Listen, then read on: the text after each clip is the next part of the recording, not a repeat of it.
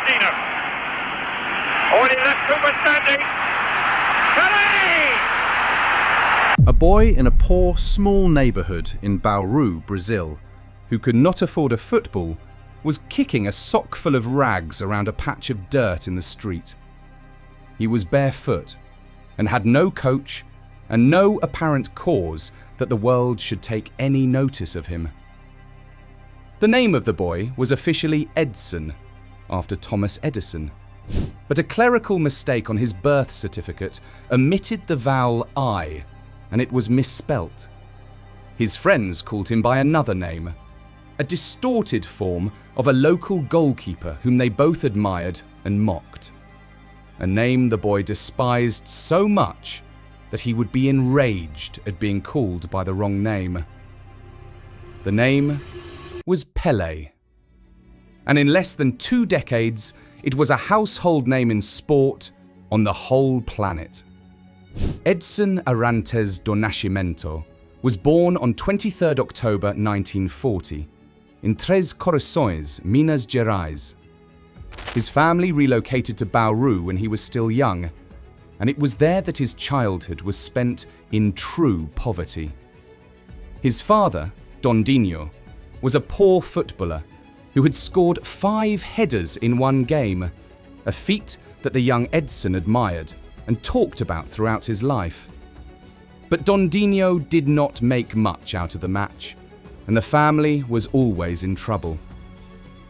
The boy polished shoes on the streets of Bauru to assist in bringing in money, and he squeezed pennies out of passers-by, with one eye always on a ball, real or improvised, wherever he could find one. In all this, there was no self-pity. It was rather an iron will that had been made early and secret. Dondinho is said to have cried when Brazil lost the 1950 World Cup final to Uruguay at the Maracanã, in a loss that was so crushing it left a scar on a whole nation. A match that came to be known as the Maracanazo. His 10-year-old son embraced him and said, "Don't cry. I will win the World Cup for you." He meant it. A former Brazilian international, Valdemar de Brito, had, by the age of 15, taken the boy to Santos FC, informing the directors of the club that the teenager in front of them would one day become the best footballer in the world. He first played senior football on the 7th of September 1956, when he made his debut in the Santos team and scored in a 7-1 win, and in a few months became a regular player. At 16, he was the leading scorer in the Campeonato Paulista, the state league of the city of São Paulo. He was playing with grown men, professionals, experienced defenders, and he was winning. Santos, knowing that they had something special on their hands, constructed their whole club identity around him. A unique arrangement in a time when the club, rather than the person, was always the focus. Pelé was introduced to the world in the summer of 1958 in Sweden during the World Cup. He came with a knee injury, missed the first 2 matches, and was almost dropped completely. The team's psychologist feared that a 17-year-old would break under the pressure of the European players. Pelé scored in the quarter-final against Wales when he eventually played, and then scored 3 times in the semi-final, in a 5-2 victory against France, and twice in the final against the host nation as Brazil won 5-2. He was the youngest player to score in a World Cup final. Swedish fans, known to be especially tight-fisted in their applause of the opposing player, were reported to have cheered him off the field. When the whistle went off, Pelé fell to the ground in tears. His fellow players, as they saw the 17-year-old boy break down in joy and relief, merely remarked that he was still a child. He was, and he had won the World Cup. The consequences were swift and unprecedented. The European clubs, Real Madrid, Juventus, and Manchester United, came with huge offers. Brazil reacted by declaring him a national treasure, a legal status which rendered it virtually impossible to sell him to a foreign club. Santos, in the meantime, discovered another sort of arrangement. They toured the world. Africa, Asia, Europe, the Americas. Santos and Pelé were all over the world, playing exhibition games that brought in huge amounts of money and exposed the man to the world. The tales of these journeys became myth. In 1967, in Nigeria, a short-lived civil war was put aside and a 48-hour ceasefire was agreed upon so that both parties could watch Pelé play. In India, people would scramble up trees and rooftops to get a glimpse of him. Thanks to one man, Santos was the most popular club team in the world. The tournament that escaped was the 1962 World Cup in Chile.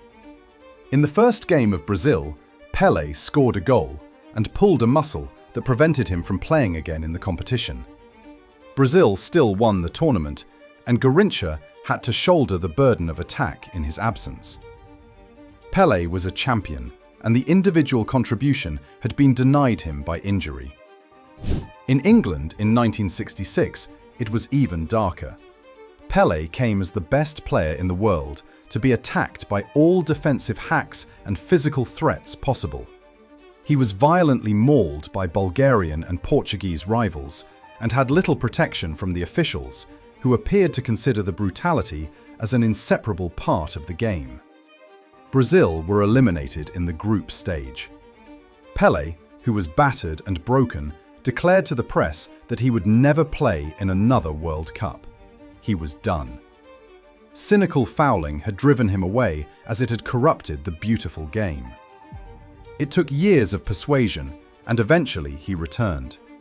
The 1970 World Cup in Mexico is widely regarded by football historians as the greatest tournament ever played, and the Brazilian squad assembled for it as the finest team ever to take the field.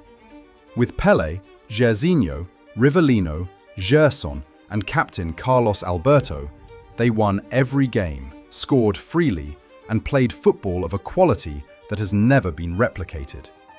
The moments from that tournament that belong specifically to Pelé are unforgettable, even for those who only know them from black and white film.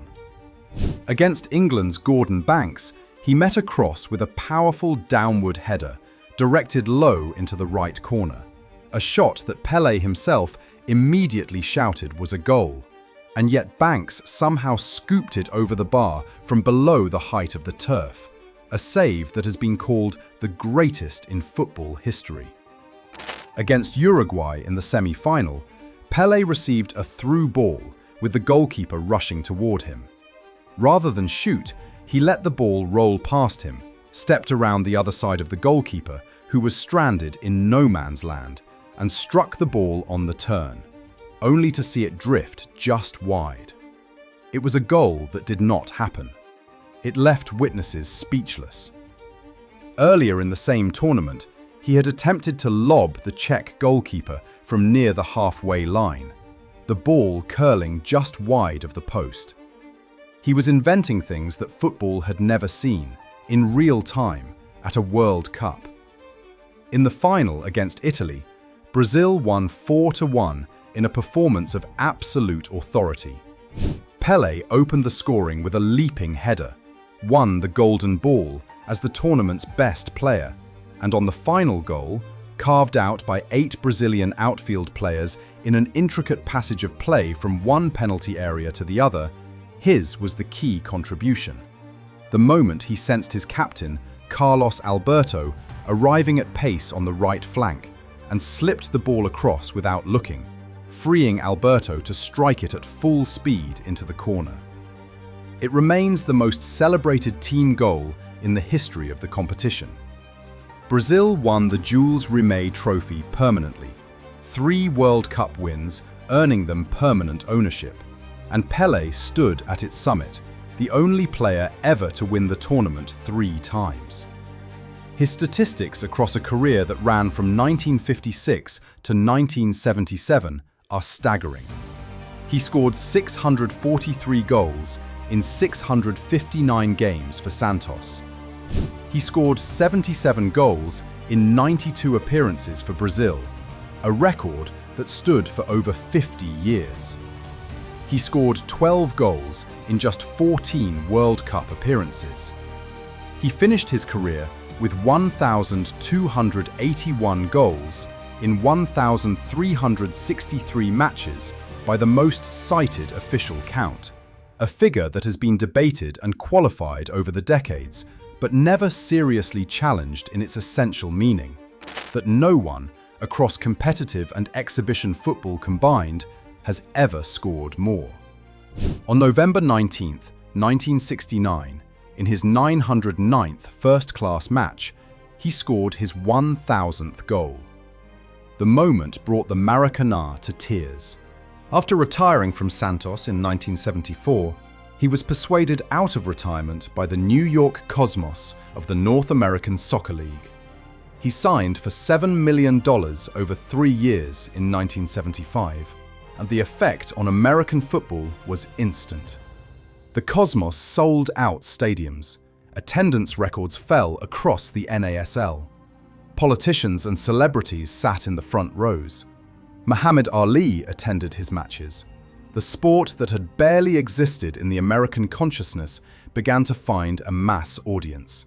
And the foundation that was laid in those years, through the sheer draw of one man, is part of the reason professional football now thrives in the United States. He retired for good in October 1977 in an exhibition between the Cosmos and Santos, playing a half for each team.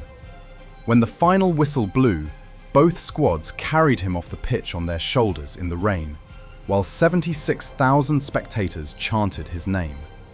A Brazilian newspaper ran the headline the next morning, "Even the sky was crying." Off the pitch, Pelé was warm, humble, and deeply aware of the symbolic weight he carried. He was one of the first athletes anywhere to build a global commercial brand, fluent in the language of endorsement and ambassadorship long before such things had names. He recorded music, released albums, appeared in films, most memorably in Escape to Victory alongside Sylvester Stallone and Michael Caine in 1981, and served as a Brazilian government minister for sport, as well as a United Nations ambassador for ecology. He was awarded the International Peace Award in 1978 for his work with UNICEF. Pope Francis referenced him as a symbol of the beauty of sport. In 1999, FIFA named him co-player of the century alongside Diego Maradona, and the International Olympic Committee named him athlete of the century. His number 10 shirt, the one he wore, the one that became synonymous with flair and creativity and attacking brilliance, is iconic partly because he wore it. Pelé died on December 29, 2022, in São Paulo, at the age of 82. Brazil mourned for 3 days. The global football community produced an outpouring of tribute that crossed every language and every border the game had ever reached. What he had been, underneath every record and every trophy, was the clearest possible demonstration of what football is for. A boy with no ball, kicking a sock through a dirt street in a city nobody outside Brazil had heard of, becoming the living proof that the game belongs to everyone. He told his father he would win the World Cup. Then he went and won 3.